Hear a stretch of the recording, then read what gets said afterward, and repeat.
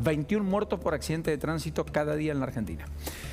Tres ejes de la tarde a esta hora, importantes. Bueno, naturalmente está muy circunscripto a la lógica interna del propio gobierno. Recién les contaba los movimientos de la oposición. ¿Y por qué? Bueno, porque uno es que Alberto ensaya respuestas, pero no aparecen las definiciones. ¿Cuáles son las definiciones? ¿Cuál es el plan para ir a la batalla contra la inflación, que él mismo definió que era una guerra? ¿Cuál va a ser el plan después de romperse la coalición de gobierno? Y por consecuencia, ¿qué va a pasar con los que no comulgan con las ideas políticas del propio presidente, ni que validan el acuerdo con el fondo, ni la hoja de ruta que ha establecido para el tramo final de al menos su primer mandato? Porque si todo va a seguir igual, el desgaste inconmensurable al que se expone lo puede dejar en una situación de una absoluta endeblez que puede arrastrar a la propia institución presidencial. Así de grave es la situación si el presidente no toma cartas en el asunto. El presidente intenta ensayar algo de fortaleza en medio de la inmensa debilidad que implicó que Cristina Fernández de Kirchner haya roto con él. Porque no es que él rompió con Cristina, Cristina rompe con él. De hecho, él reconoce hoy que hubiera esperado que lo acompañaran en diputados y en el Senado con el acuerdo con el fondo. Eso lo dice él hoy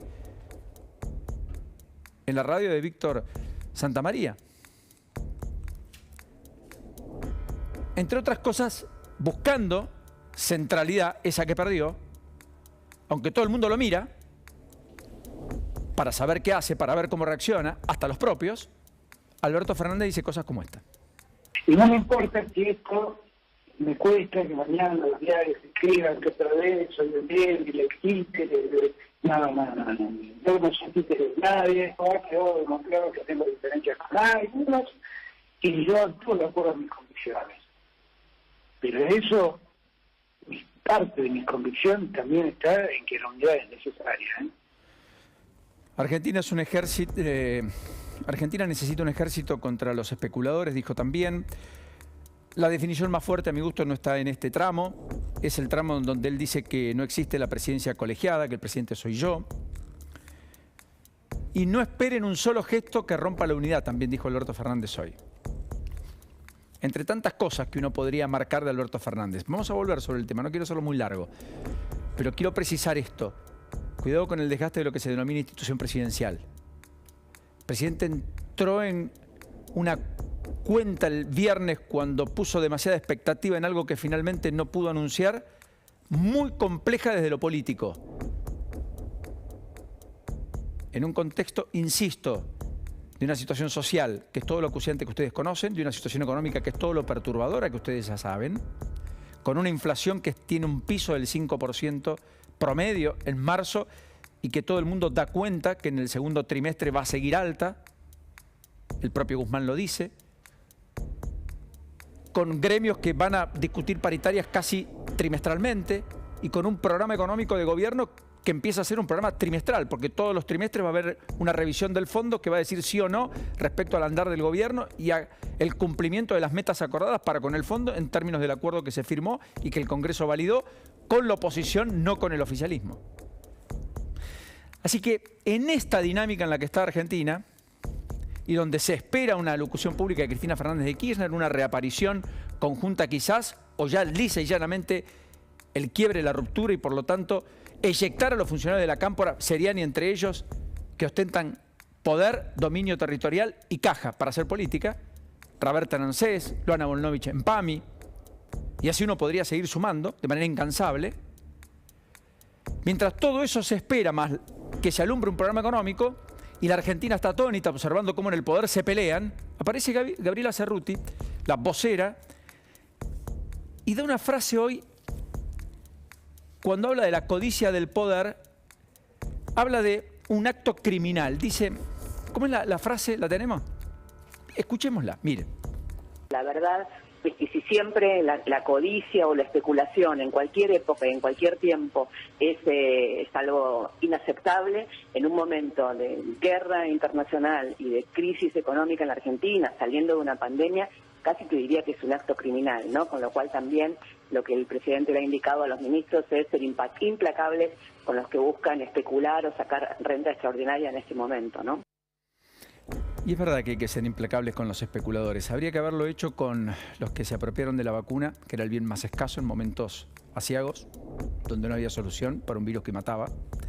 Habría que haberlo hecho para los que incumplieron las normativas más estrictas, que crearon el tendal que ustedes ya conocen de cierres de empresas, etcétera, en medio de una cuarentena muy estricta que algunos cumplían y otros no, en particular los que las redactaban.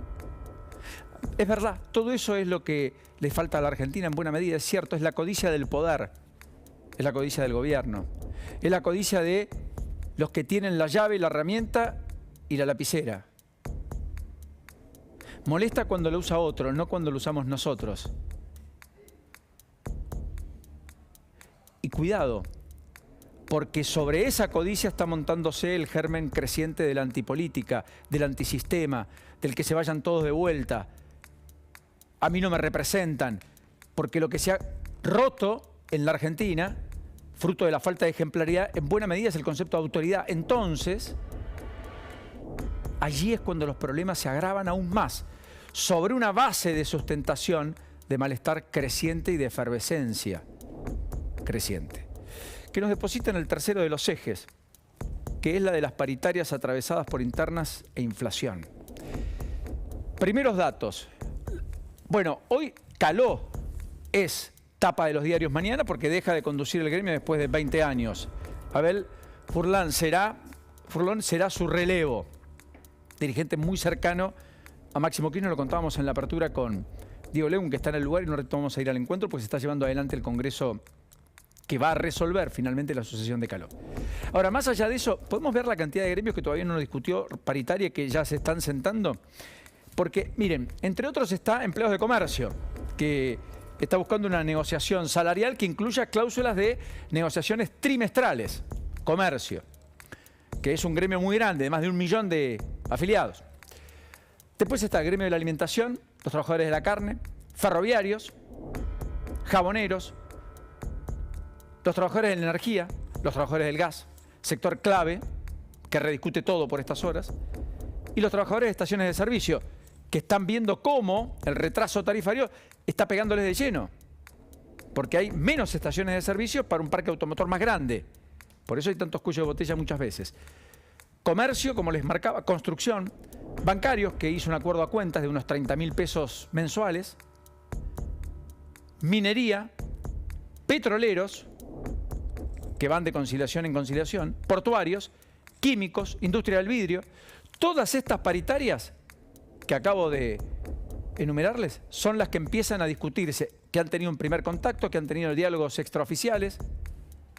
Trabajadores de la televisión, me dicen algunos, es verdad. Camarógrafos también. Todos ellos. ¿Y con qué base discuten? ¿Con una proyección del 40 como quería el gobierno? ¿Con la del 45 del aumento del salario mínimo vital y móvil del Consejo del Salario que alumbraron empresarios y trabajadores?